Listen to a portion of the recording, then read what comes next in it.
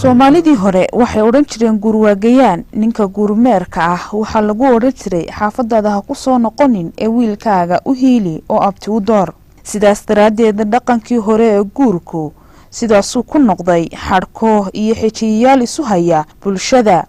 isla markaana suga wax isu ahaanshahooda xididnimadooda iyo wada noolaanshahooda marka dhibaato ka dhex dhacdo laba reer ama laba qabiil waxa xakameyn jiray gudnimada iyo in magligu guntiga ka hoos maro dhinacyada xididnimada iyo dhaxdinta labada reer ee u kala hooyata inantu waxay ahayd safaarad oo xilliga colaada ninka guriga inanta magan gala sidaasuu ku badbaadi jiray xilliga colaada iyo nabadda iyo xilli kastaba bulshadu waxay ahayd xidido si wanaagsan isu waraabiya oo ismahurta tan iyo bilowgii qalalaasihii kala yaaciyay dalkii hore la isugu oran jiray Soomaaliya ee Soomaaliland qaybta ka ahaan jirtay ka hor la soo noqoshadii madax banaanida ilaa waqtigan dhaqanka hore waxa ku dhacay isbedel weyn bii balambalkii iyo qaxii waxay sababeen in hayb kastaba dhinaceeda u diido taasina waxay horseeday in nin kastaba inantuu bixin lahaa uu guursado inkastoo weli guurkii hore ee gayaan guursigu sii jiro haddana waa tiro yar oo waxa hakiyay guurduceedka oo bulshadii maanta ku sii riixaya xaafado aan waxba isu ahayn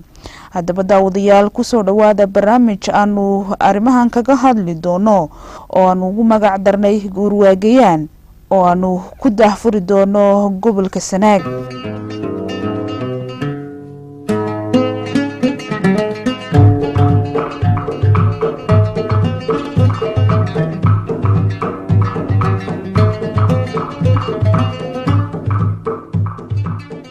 dhaqankii Soomaaligu ee soo jireenka wuxuu ahaa in la kala guursado gayaan wax la oran jiray guurku inuu dad kala ah abtirsiiya inay isguursadaan ayuu ahaan jiray guurkaasi guur hirgalay oo lagu macaashay ummadda isku xidhay oo ninkii yeeshay dhinacna ku yeeshay tol dhinacna xid culus ayuu ahaa dadkuna waxaa la oran jiray gabadhi waa madaxun joog baa la oran jiray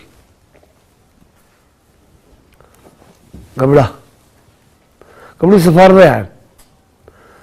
wadana baa lagu mari jiray gabadh baa halkaa joogta waa heblaayo waa ina hebel waa reer hebel waa jilibka anigu waan soo gaadhay dadkii waktigaa joogay wuxuu ahaa dad dhaqan leh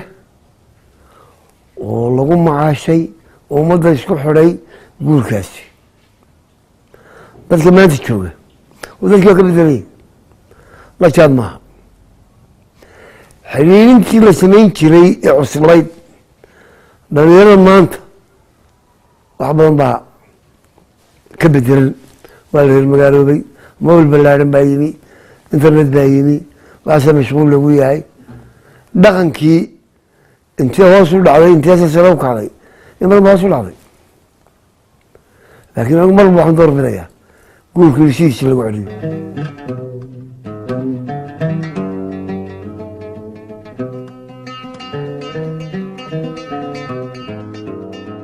qiimo badan oo meel kasta ee telefishinka qaranka ka daawanaysaan halkan waa telefishinka qaranka oo waliba magaalada Ceergaabo ee xaruntii gobolka Sanaag aanu idinka soo tabin doono barnaamijkan magaalada Ceergaabo ayaanu ku suganahay isla dadweynaha magaalada Ceergaabo ku dhaqan ayaa hareeraha iyaga tuban isla markaana aanu jecelaynaa mikrofoon kala dhex marno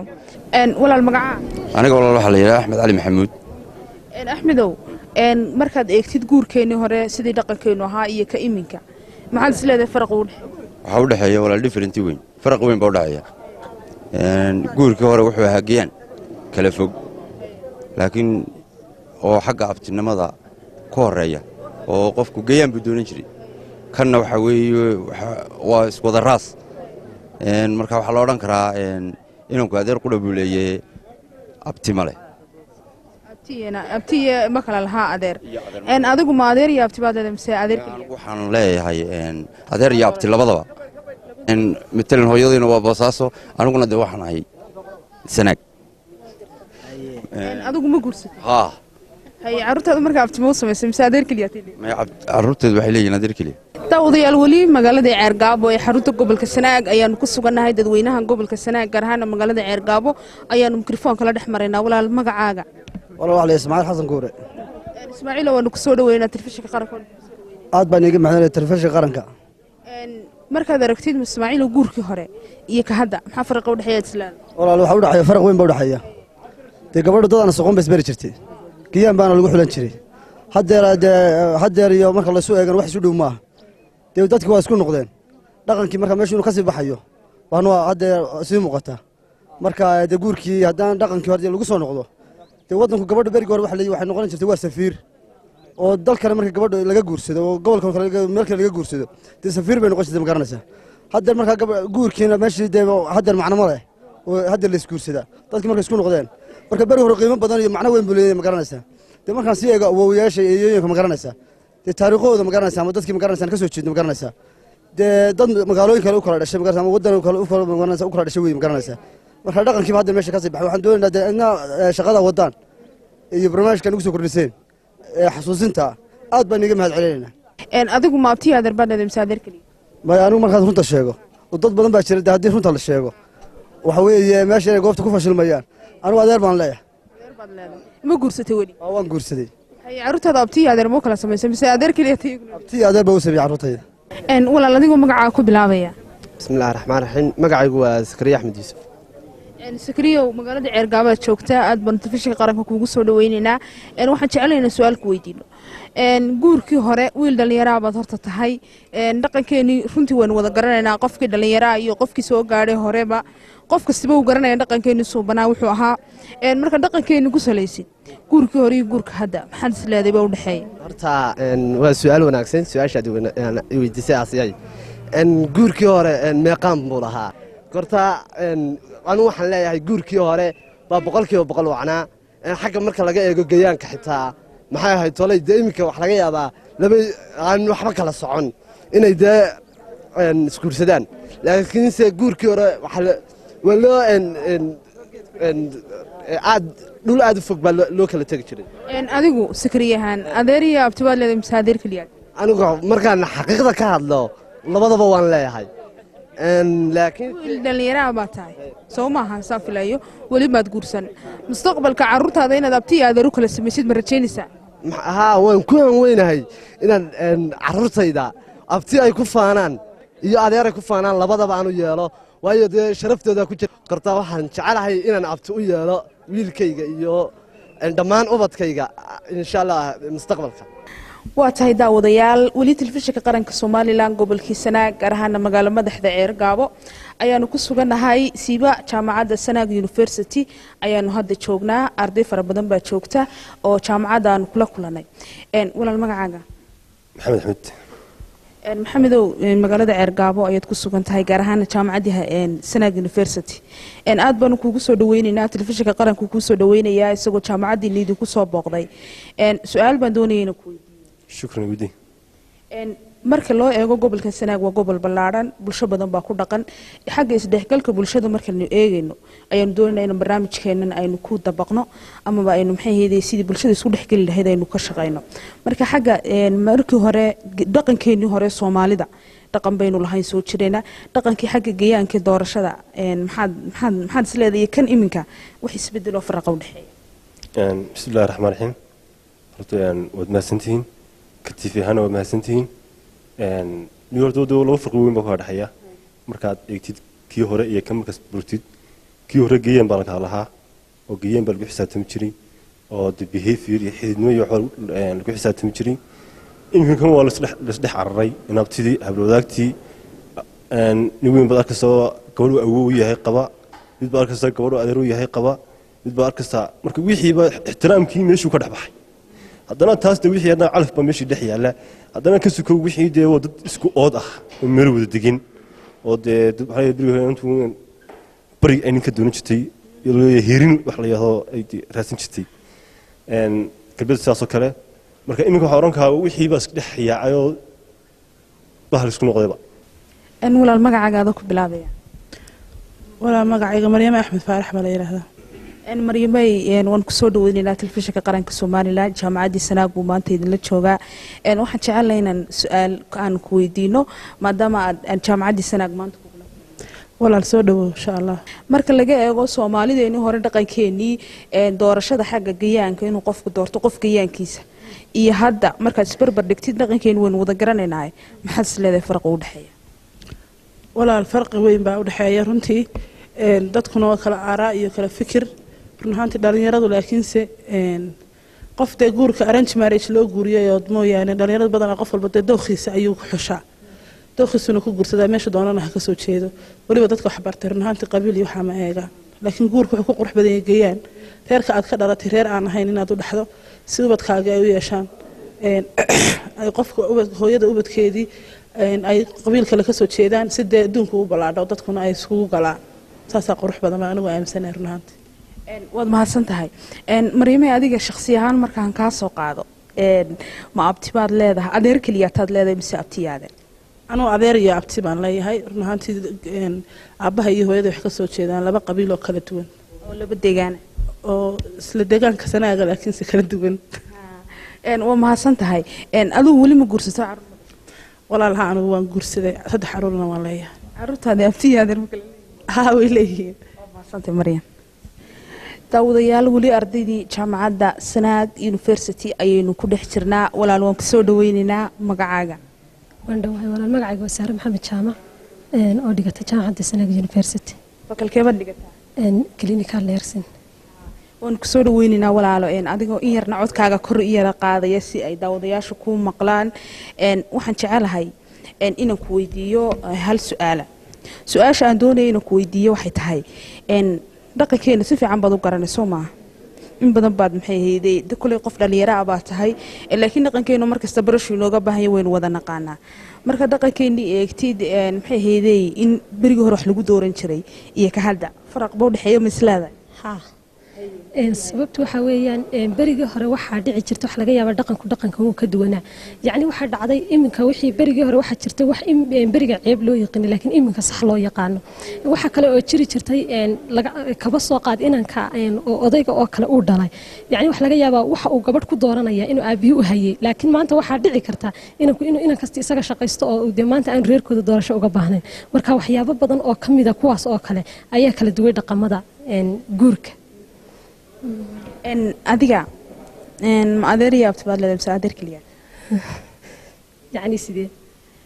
hooyada iyo aabbaha haddaan ku fasilo horta waa su-aal la wada fahmayaan malay laakiin hooyada iyo aabbaha ma kala deegaan bay kasoo iyagoo sanaaga kasoo wada jeeda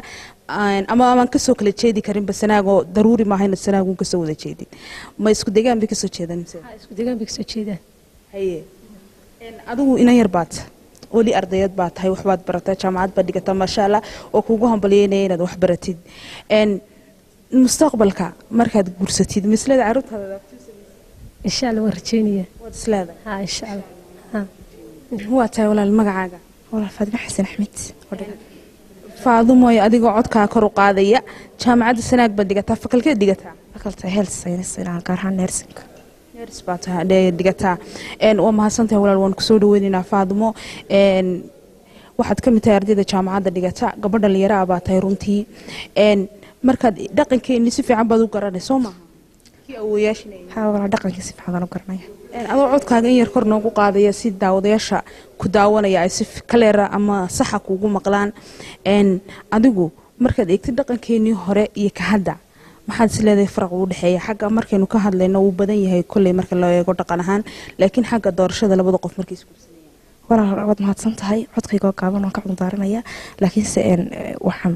dhaqankii hore markaynu soo eegnayo kan maanta way kala duwan yihiin waxay ku kala duwan markii hore wax lagu xisaabtami jiray dhaqan soo jireen ay Soomaalidu lahayd kaasoo ahaa in lagu dhaqmi jiray gayaan oo kale ama guurku noocyo badan lahaa sida geed fadhiisigii oo kale heerankii oo kale masaafaysigii oo kale waxyaabahaas waxaan dhaqan soo jireen oo bulshada ku dhaqmi jirtay balse ka ugu sareeya wuxuu ahaa geed fadhiisiga buu ahaa bulshaduna aad u jeclayd barigii hore kaasoo inta badan lagu qiimeyn jiray geel iyo waxyaabahaas oo gabadha marka la guursado laga bixin jiray waarqab iyo boqol geela iyo qori maadhinyara ah sida darteed iyo farasna lagu dari jiray haddeer markaad u eegto uu ka duwan yahay dadku beriga aqoon may lahayn balse haddeer aqoontii baa korodhay sidaa darteed ayay dadkii markay aqoontii barteen wax badan markay aanay fahansaneen ayay barteen dabeedna isdhexgal bay sameeyeen interaction sidaa darteed buu ka duwan yahay sidii beriga hore oo beriga wax laga yaabo in laysu doori jiray labada qof ama gabadha wiilka reerkooda gabadha u dooni jireen balse haddeer markay aqoontii badatay waxaa laga tegay qabiilkii laakiin dadku ayagu isdoortaan layskuna doorto hab aqooneed oo tii hore ka duwan adiga Faaduma ahaan gabadha dhalinyarada baad tahay waxbarashaad ku jirtaa wali mustaqbalka markaad istiraahid guurso maslada carruurtada abti aad kala yeeshaa walaal wasleesha daawadayaal jaamacadda Sanaag ayaynu ku jirnaa hoolkeedii baan waliba joognaa walaal waan ku soo dhaweyninaa waad mahadsantahay walaal soo dhaweyntaada waan ku soo dhaweyninaa sidoo kale waa mahadsantahay walaal sidoo kale magacaaga walaal magacaygu waa Sahar Jaamacawood walaal Sahar jaamacadda Sanaag baad dhigataa fakalkee faculty of nursing health science ban soo dhaweynina walaalo waxbarashadan oo kugu hambalyeynina runtii waxaan jecelahay inaan su'aal ku weydiino waad mahadsantahay walaal waan kaaga jawaabi doonaa su'aasha aan doonayo walaal inaan ku weydiiyo waxa weeyaan dhaqankeeni kulay Soomaali baynu dhaqankeeni waan wada naqaanaa dhaqankeeni markaad eegtid berigii hore sidii la isku dooran jiray hadda sidii la isku doorto wax faraq u dhaxeeya ma kula tahay faraq weyn baa u dhaxeeya sababtoo ah kii hore wuxuu ahaa more available anigu waxaan aaminsanahay inuu dhaqanka hore aad u qiimo badnaa marka laga hadlo dhinaca guurka sababtaa waxaa jirtay waxyaabo badan ay caadaysteen dadka hore ay ku dhaqmi jireen laakiin iminka aan lagu dhaqmin marka waxaan odhan karaa dhaqanka hore ayaa aad u qiimo badnaa marka loo eego ka hadeer waa mahadsantahay walaalo adiga markaan kaa hadlo gabadha dhalinyarada baad tahay wali waxaad barataa insha Allah mustaqbal wanaagsan baan ku rajaynayaa mustaqbalka maslada abti aad carruurtada ها إن شاء الله ورتيني يا شان ما يدير بالله أدير كليها ترى ما صلت ولا له مقعاقة أمين اسمع علي أنا أمين واحد كم يتجمع عدن سنة يونيفرسيتي ها والله فكل كده بسنس soo dhaweynina telefishinka qaranku aad buu ku soo dhaweynaya waana ku faraxsanahay ardayda jaamacadda Sanaag maanta inaan waqti la qaadano waxaan doonayaa walaal inaan hal su'aal ku weydiiyo waa mahadsantii walaal soo dhawaada waad weydiin kartaa su'aashaan walaal doonayna ku weydiiyo waxa weeyaan dhaqankeena hore markaad eegtid dhaqankeenaba Soomaali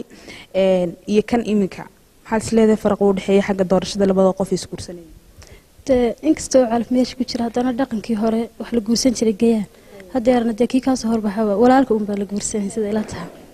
marka haddee way kala duwan yihiin sida muuqataba way kala duwan yihiin adigu maxay heeday ma adeer iyo abti baad leedahay mise adeer anigu midna malihi waayo qaraabo weeye ehelkaygu may adeer baad leedahay markaa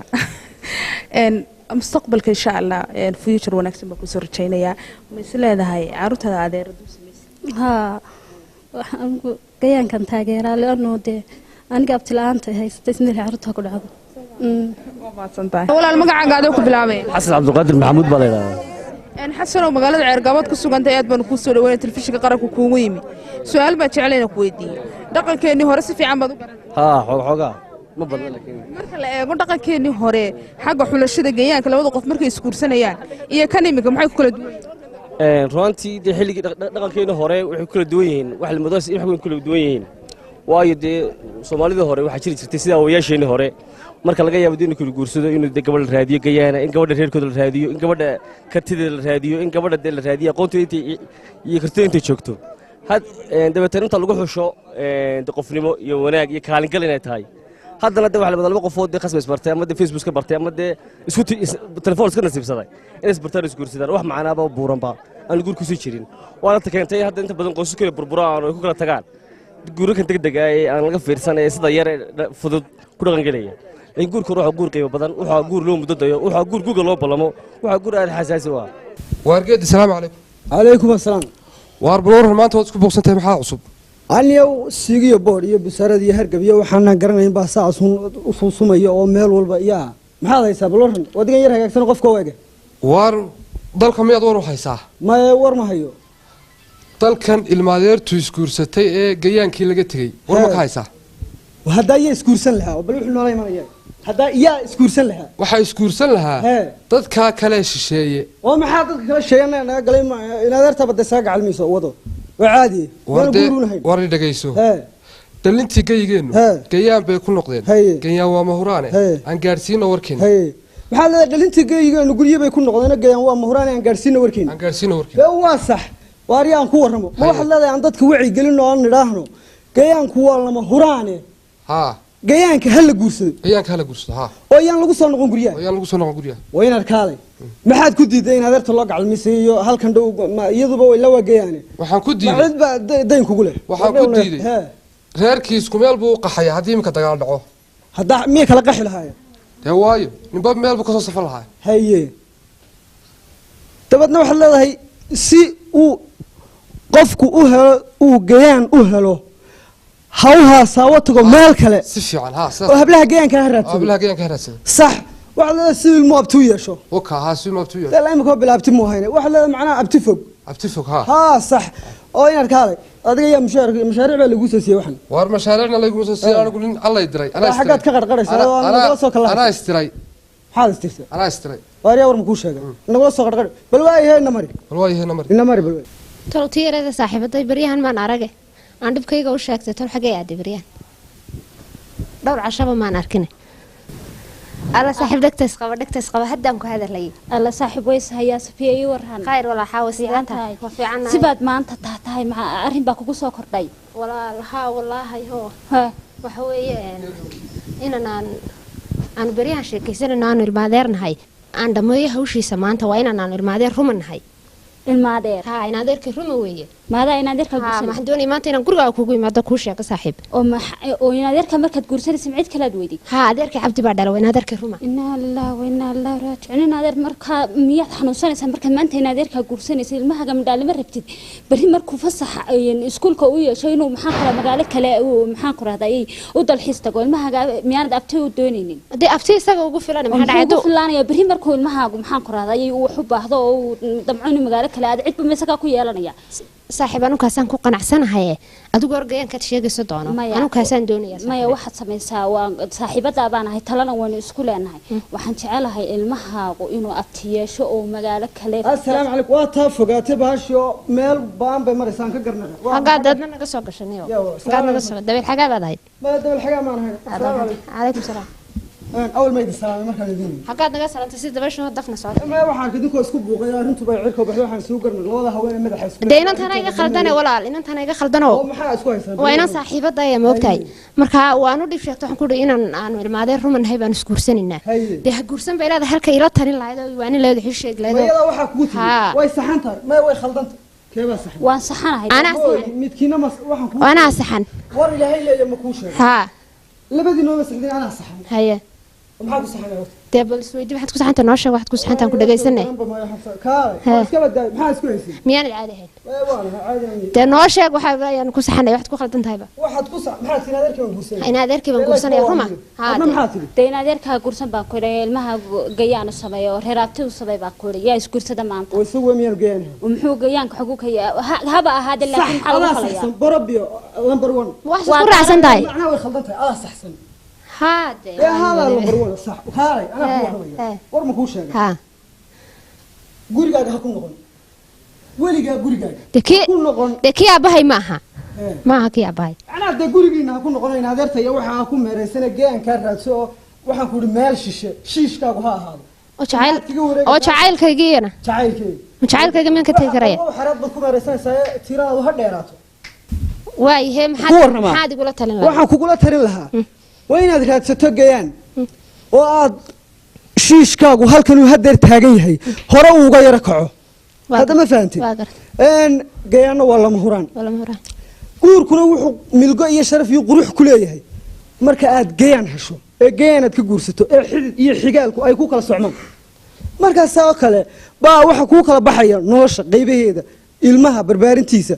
tayeynta kor u qaadista bulshada isku xidhka hogaaminta arrimahaas oo dhan markaas isku xidhmayaan dee waa mar haddaad saa igula talisay anigu saasaan kugula taladaadan raacaya midda kale talada la walaalkay baa tahay dee haa oo midda kale kaalay taladayda soo maadarag waa xadiisa qaado waaye bismillaahi raxmaani raxiim aniyo ninkii misaalka maxaa helay beryahanba maqaaxida waa ka haajiray toloma gabadhan maqaaxida lacag shaa ku yeelatay bisaheedhaagana bilaayo u soo gashay war waan isla hadlayaa maxaa ku helay saaxiib war beryahan aaganba waa lagaa waaye xagaad ka dhacday maaniga war dee saaxiib beryahan arrin baa igu garooray waryiima haysid oo ciirtiiba ka tegey war haa saaxiib mid yaroo aan ilmaadeerna haweene maxameda ayaanu ballan gallay war matii adeerkaa ninku miyuu qaldan gabadh maalin kastaba waxaana dilay oo dadkii ma ina barni haa waxa rafaadiyey oo dilay gabadh inta laga doono laascaano ama burco laga doono maalinta dambe ay dudo cidba ku soo celiyay yaariba weydo halka caruurtii wallahi taala argacanta yidhi inaadeerta rumaan geedkan batay dudo habeen bali socni habeen bal aa guriga ka dhixmayso wallahi anagu isaga arrinkaas ay ku garoorayo jacayl baa igu gaxday saaxiib gugan waa guursanaya ay saaxiib de waa kula gacan qabanaya ila kaba wayna barni salaad la weeyay halkan inaadeerta dad madaxa ku dhufatid de mid lagu oran maayo mid lagu oran maayo warkan muxuu ahaa assalaamu calaykum subax wanaagsan habeen wanaagsan subax wanaagsan galab wanaagsan habeen wanaagsan isku mooyi ya bal warrama waar maxaad ahayd waxba qof baan daa waxa maxaad ahayd hadda waa sumaysan baad arkuursatay nacaan iyo naafka jaamad ka dhigin waariya mid nagad kan saxay shaydaanka iska naar aad billahi min shaydan hadda maxaa kugu dhigsan ballanka la hadalhayaa waxba nagu maxaa isku hayseen arrin baan wadnaa aroos baan nahay naga ciyaarta oo maada guursanay maada ninka inaadeerti guursanay keeda guursanay waaba sugsu waar keeda guursanay oo meendhaha isku haystay yeelaysa waxaan leeyahay maada guursanay walaal maxay inaadeerti waa gacalmistay ma maqlaysaa oo arwaatan ina walaal haye war soo dhaw saaxiib waa tanaafti ninkan aan kaaga warramo faraaga iga ilaali gardurg ninkan habeenkii oo dhan saas uu gabayada heesaha wadiyaabaysa aduu magacaaga halka kaga qoran aniga imeesee mala adhigu u heesaay war yaa si fiican ii dhageyso dhagahaagana fur maalin dhawaad hal uu dhangadeeyey magacaagu ku qoray saasuu ugu qoray ka waran dhagahaaga fur baan ku idhi may maqlaysaa ballantaynu lahayn iyo jacaylkeena ka guura geestaada u foofo geenkaaga u raadso waad igu banaantay war ma ka maqashay u sheeg noocaas biyo ku laqniyo biyo ku laq oo maxay ku diiday in adeerkeed